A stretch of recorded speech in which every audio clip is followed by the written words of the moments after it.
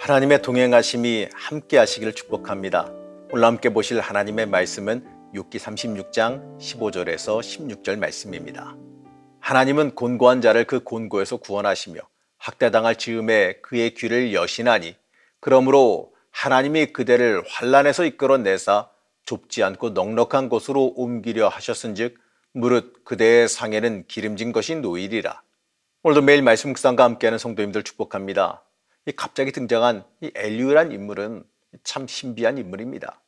도대체 이 엘리후가 어떤 역할을 하기 위해서 욥의 최후 발언과 하나님의 등장 사이에 끼어 있는지 참 궁금합니다. 이제 이 오늘 말씀을 통해 엘리후의 마지막 발언을 듣게 됩니다. 여기서 엘리후는 이 번뜩이는 통찰력을 가지고 있습니다. 어떻게 보게 되면 엘리후는 그동안 욥과 친구들 사이에 전개되어 온 그 논쟁의 이 모든 요점을 한꺼번에 총정리해서 말해줍니다.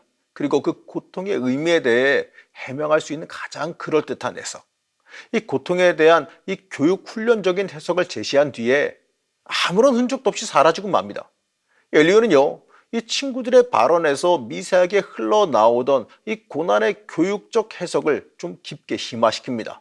그리고 하나님의 이 절대적인 위엄과 권능을 앞세우면서 욥에게 무죄 주장을 적고 겸손해질 것을 요구합니다. 이 부분은 욥이 외친 지혜의 손가라고 불리우는 장면과 너무나도 비슷하죠.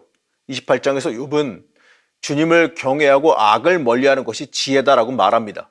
엘리후의 그 결론도 하나님을 경외하는 것이 마땅하며 하나님은 스스로 지혜롭다 하는 사람을 돌아보지 않으신다라고 말합니다. 이 자기의 의로 충만한 욥이 겸손해져서 하나님의 임재를 준비하라라는 뜻이에요. 엘리후는요, 적어도 인간의 눈으로 볼 때 이 고통의 문제에서 가장 타당해 보이는 교육적 해석을 제시합니다. 이 겸손히 하나님을 경외해야 된다는 그 지혜에 도달해서 욥으로 하여금 한껏 마음을 낮춘 자세로 하나님을 대면하도록 안내해 줍니다. 이러한 점에서 엘리후는 욥을 겸손하게 만들어서 하나님 앞에서 말씀 듣도록 이끄는 안내자의 역할을 하고 있지요. 엘리후는요, 자기의 지혜를 다 짜내서라도 하나님이 의로우시다는 사실을 밝히려고 합니다. 이것은 욥이 자기가 의롭다라고 집착하는 것을 반박하기 위해서입니다. 욥이 무죄를 주장할수록 이 불의한 고통을 당하는 모든 책임이 하나님께로 돌아가기 때문에 그러죠.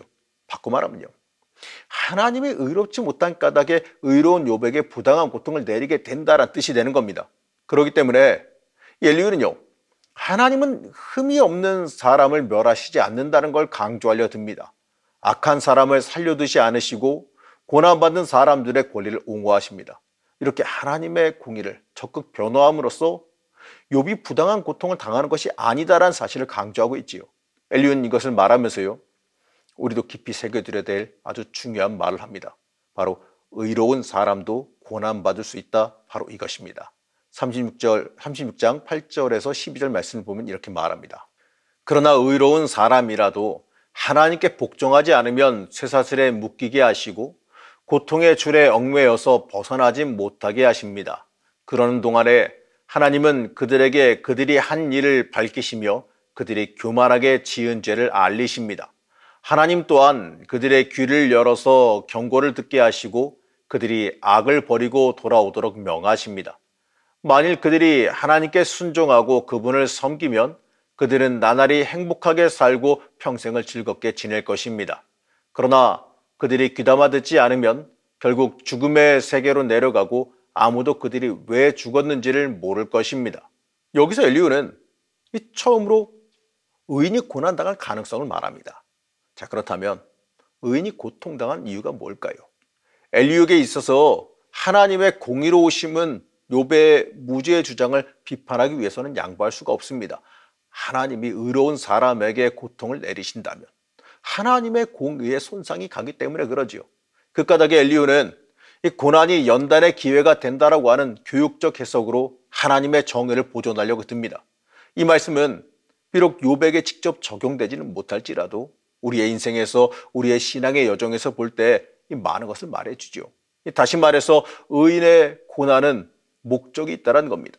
그 첫째로 이 하나님께서 그들이 했던 일과 이 교만에서 저지른 죄악을 깨닫게 하시려고 하죠. 둘째는요, 귀를 열어 하나님의 경고를 듣게 하시고 악을 버리고 하나님께 돌아오도록 명령하고 계십니다. 의인이 아무 이유 없이 고난을 당하는 것이 아니라 이 죄와 교만 때문에 일시적으로 넘어진 상태에서 그렇게 된다는 것이지요. 바로 넘어진 상태에서 일어나는 방법은 하나님께 순종하고 하나님을 섬기면 되는 겁니다. 그러나 귀를 막고 하나님의 음성을 듣지 않으면 죽음의 세계로 끌려가는지도 모른 채 멸망당하게 됩니다. 그리고 엘리후는 하나님을 경외하지 않는 사람들의 공통적인 특징을 말합니다. 고통당할 때 회개하지 않고 거꾸로 하나님을 원망하면서 도와달라고 간구하는 것조차 하지 않는다는 거죠. 그 다음에 엘리후는요, 고난의 교육적 효과에 대해서 이렇게 말합니다. 15절 말씀입니다. 그러나 사람이 받는 고통은 하나님이 사람을 가르치시는 기회이기도 합니다. 사람이 고통을 받을 때에 하나님은 그 사람의 귀를 열어서 경고를 듣게 하십니다. 이 불행이 무의미하고 징벌적인 것이 아니라 하나님의 인간 교육과 훈련에 유익하고 의미 있는 기회가 된다는 것입니다. 하지만 이 해석이 욥에게는 적용하기가 어렵지요. 욥에서 막 1장에서 2장 그 어느 곳에서도 욥이 교만하고 악해서 고통당했다는 내용이 등장하지 않기 때문에 그렇습니다. 엘리의 논리대로라면 욥이 앞으로 악해지지 않도록 사전 예방 차원에서 고난을 주셨을 겁니다. 하지만 그렇게 해석하기에는 이 정도가 좀 넘어선 고난이 문제죠. 결국 엘리후가 말한 것처럼 고통의 신비는 인간이 자기 지혜를 의지하지 말고 겸손한 마음으로 하나님을 경외함으로 해결할 수밖에 없습니다. 그렇기 때문에 욥이 하나님을 만나지 않고서는 그 고난의 신비를 해결할 수는 없습니다. 그럼에도 불구하고 오늘 엘리후가 말한 부분에서 새겨 들어야 될 것이 하나 있습니다. 이 고난이 하나님의 교육 훈련으로서 긍정적이고 창조적으로 사용될 수 있다는 것이지요. 이 창조적 고통 혹은 건설적 고통의 가능성입니다. 사실 우리가 당하는 대부분의 고통은요, 하나님께서 우리를 연단시키기 위해서 사용하시는 의미 있는 고통입니다. 우리가 한때 의롭게 살더라도, 우리가 의롭게 살다가도 이 순간적으로 교만해지면 그 교만을 깨시기 위해 하나님은 고난을 허락하실 수 있습니다. 그래서 하나님의 경고 음성을 듣고 빨리 깨달아서 하나님께 순종하기만 하면 우리의 고통은 더욱더 더 빛나는 열매와 축복으로 바뀔 것입니다. 바로 고난은 변장된 축복입니다. 또 고난 중에 있을 때 하나님이 경고하시는 음성에 귀를 기울이면 더 큰 위험에 빠져들지 않게 됩니다. 이렇게 하나님은 우리의 교만을 치셔서 더 큰 교만에 빠지지 않도록 예방을 위해서 일시적인 고난을 주실 수도 있습니다. 고난당하지 않을 때에는 하나님의 소리가 아주 세미하게 들리다가도 이 극심한 고난을 당할 때는 확성기로 듣듯이 더 크게 들을 수 있기 때문에 엘리후의 이 말은 우리가 더 깊게 새겨 들어야 됩니다. 사랑하는 성도 여러분, 욥은 하나님도 인정하는 의인이니 엘리후의 말이 적용되지는 않지만 우리는 엘리후의 저 말을 좀 새겨 들어야 됩니다. 고난을 받을 때, 고난 중에 있을 때 우리에게 말씀하시는 하나님의 음성에 귀 기울이시길 바랍니다. 고난은 하나님께서 우리를 만나자는 초청이자 대화하자는 초대입니다. 이 고통의 자리이지만 또 다른 복의 시작입니다. 이 복의 자리에서 더 깊은 복된 자리로 나아가시는 주의 자녀들이 되시기를 간절히 축복합니다.